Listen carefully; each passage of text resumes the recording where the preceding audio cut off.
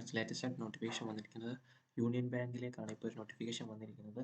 അപ്പം വിളിച്ചിരിക്കുന്ന പോസ്റ്റ് നോക്കുകയാണെങ്കിൽ specialist officers എന്ന് പറയുന്ന പോസ്റ്റിലേക്കാണ് ഇപ്പോൾ യൂണിയൻ ബാങ്ക് പുതിയ നോട്ടിഫിക്കേഷൻ വിളിച്ചിരിക്കുന്നത്.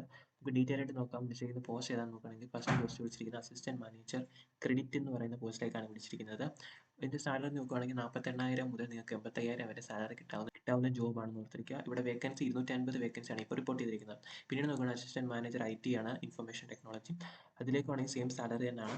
ഇപ്പം അവിടുത്തെ വേക്കൻസി നോക്കുകയാണെങ്കിൽ 250 വേക്കൻസിയാണ് റിപ്പോർട്ട് ചെയ്തത്. ടോട്ടൽ 500 വേക്കൻസിയാണ് ഇപ്പോൾ റിപ്പോർട്ട് ചെയ്തിരിക്കുന്നത്. ചിലപ്പോൾ വേക്കൻസി ഇതിലും കൂടാവുന്നതാണെന്ന് ഓർത്തിരിക്കുക. ഇനി ഡീറ്റെയിൽ ആയിട്ടുള്ള വേക്കൻസി നോക്കുകയാണെങ്കിൽ SC candidate 37 vacancy assistant manager ക്രെഡിറ്റിലേക്ക്, ST 18 vacancy, OBC 67 vacancy, EWS 25 vacancy, general candidate 103 vacancy, total 250 vacancy.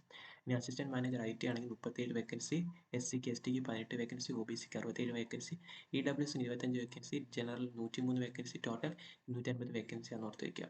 ഇനി ഓൺലൈൻ ആപ്ലിക്കേഷൻ സ്റ്റാർട്ട് ചെയ്ത ഡേറ്റ് നോക്കുകയാണെങ്കിൽ 30/4/2025 ഓൺലൈൻ ആപ്ലിക്കേഷൻ സ്റ്റാർട്ട് ഡേറ്റ്. അതോടൊപ്പം തന്നെ ക്ലോസ് ചെയ്യുന്ന ഡേറ്റും ഫീ പേയ്മെന്റ് ക്ലോസ് ചെയ്യുന്ന ഡേറ്റ് നോക്കുകയാണെങ്കിൽ 20/5/2025 ആണെന്ന് ഓർത്തിരിക്കുക. അപ്പോൾ 20/5/2025 മുന്നേ നിങ്ങൾ അപ്ലൈ ചെയ്യാൻ നോക്കുക. അതോടൊപ്പം തന്നെ ഇനി ക്വാളിഫിക്കേഷൻസ് നോക്കുകയാണെങ്കിൽ അസിസ്റ്റന്റ് മാനേജർ ക്രെഡിറ്റിലേക്കാണെങ്കിൽ മിനിമം ഏജ് ലിമിറ്റ് 22 വയസ്സ് മുതൽ 30 വയസ്സ് വരെയുള്ളവർക്ക് ഇതിലേക്ക് അപ്ലൈ ചെയ്യാൻ ഓർത്തിരിക്കുക. ഇവിടെ പറയുന്നത് നോക്കുകയാണെങ്കിൽ ഏതെങ്കിലും ഒരു ബിരുദം ഉണ്ടായിരിക്കണം. അതോടൊപ്പം തന്നെ നിങ്ങൾ CA, CMA, ICWA അല്ലെങ്കിൽ CS ഇതിലേതെങ്കിലും അതൊരു ബിരുദം ഉണ്ടായിരിക്കണം. അതോടൊപ്പം തന്നെ ഈ പറഞ്ഞ ഏതെങ്കിലും ഒരു കോഴ്സ് നിങ്ങൾ പഠിച്ചവർക്കാണെങ്കിൽ നിങ്ങൾക്ക് ഇതിലേക്ക് അപ്ലൈ ചെയ്യാം.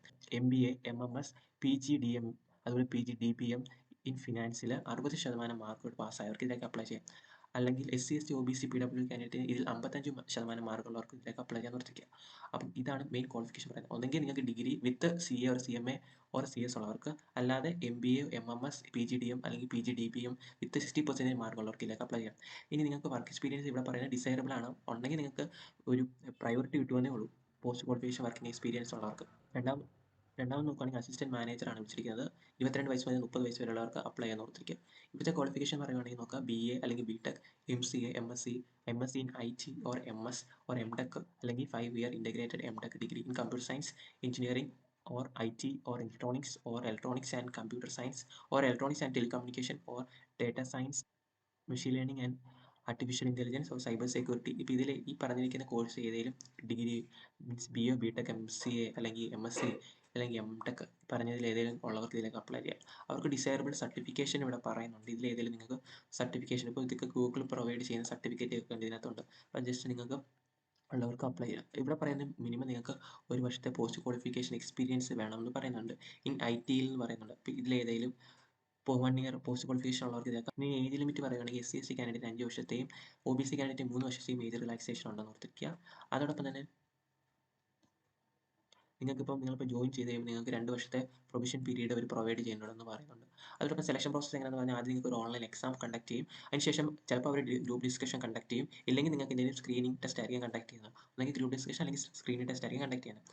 ഇപ്പം അത് കഴിഞ്ഞിട്ട് നിങ്ങൾക്കൊരു പേഴ്സണൽ ഇൻ്റർവ്യൂ ഉണ്ടായിരിക്കും. അത് നിങ്ങളുടെ കാൻഡിഡേറ്റിൻ്റെ എണ്ണത്തെ ബേസ് ചെയ്തിട്ടായിരിക്കും പേഴ്സണൽ ഇൻ്റർവ്യൂ അവർ കണ്ടക്ട് ചെയ്യുന്നത് ഓർത്തിരിക്കുക. ഇനി ഓൺലൈൻ എക്സാമിനേഷൻ എങ്ങനെയാണെന്ന് നോക്കുകയാണെങ്കിൽ Part 1, Part 2 രണ്ടായിട്ടാണ് തിരിച്ചിരിക്കുന്നത്. ക്വാണ്ടിറ്റേറ്റീവ് ആപ്റ്റിറ്റ്യൂഡും റീസണിങ്ങും ഇംഗ്ലീഷ് ലാംഗ്വേജാണ് Part 1 വരുന്നത്. Part 2 വരുന്നത് പ്രൊഫഷണൽ നോളജ് ഇൻ റെലവൻറ്റ് പോസ്റ്റിനെ ബേസ് ചെയ്ത്. ഇപ്പം IT സെക്ടർ എടുത്തിരിക്കുകയാണെങ്കിൽ IT ബേസിസ് ആയിട്ടുള്ള ക്വസ്റ്റ്യൻസ് ആയിരിക്കും വരുന്നത്. നിങ്ങൾക്ക് ഇംഗ്ലീഷ് ഓർ ഹിന്ദി ചൂസ് ചെയ്യാൻ, ബൈലിംഗ്വലാണ് ലാംഗ്വേജസ് വരുന്നതെന്ന് ഓർത്തിരിക്കുക.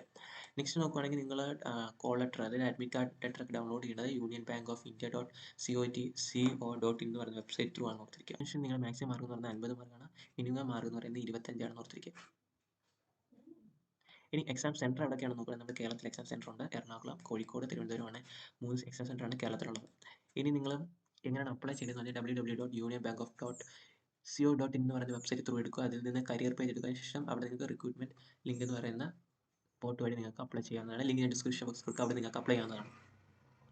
ഏതൊക്കെ ഡോക്യുമെൻറ്റ്സ് ആണ് നിങ്ങൾ അപ്ലോഡ് ചെയ്യേണ്ടതെന്ന് ഇവിടെ കൊടുത്തിട്ടുണ്ട്. ജസ്റ്റ് വായിച്ച് നോക്കുക. ലിങ്ക് ഡിസ്ക്രിപ്ഷൻ ബോക്സിൽ കൊടുക്കുക. അവിടെ നിങ്ങൾക്ക് നോട്ടിഫിക്കേഷൻ ഡൗൺലോഡ് ചെയ്യാവുന്നതാണ്. ഇനി ആപ്ലിക്കേഷൻ ഫീസ് എടുക്കുകയാണെങ്കിൽ SC ST PW കാൻഡിഡേറ്റ് 177 ആണ് വരുന്നത്. GST കൂടി ഇൻക്ലൂഡ് ആണ്. അതോടൊപ്പം തന്നെ മറ്റ് കാറ്റഗറി ജനറൽ OBC കാൻഡിഡേറ്റിനൊക്കെ ആണെങ്കിൽ 1150 ആണെന്ന് ഓർത്തിരിക്കുക.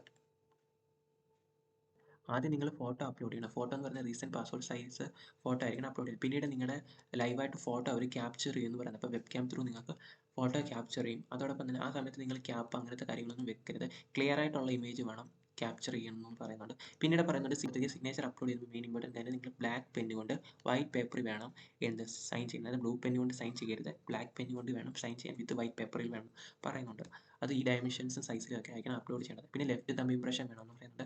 അതും പറയുന്നുണ്ട് white paper with black or blue ink കൊണ്ട് നിങ്ങൾക്ക് ലെഫ്റ്റ് തമ്പിൻ്റെ ഇംപ്രഷൻ കൊടുക്കാം. അതിൻ്റെ സൈസും ഫയൽ സൈസും പറയുന്നുണ്ട്.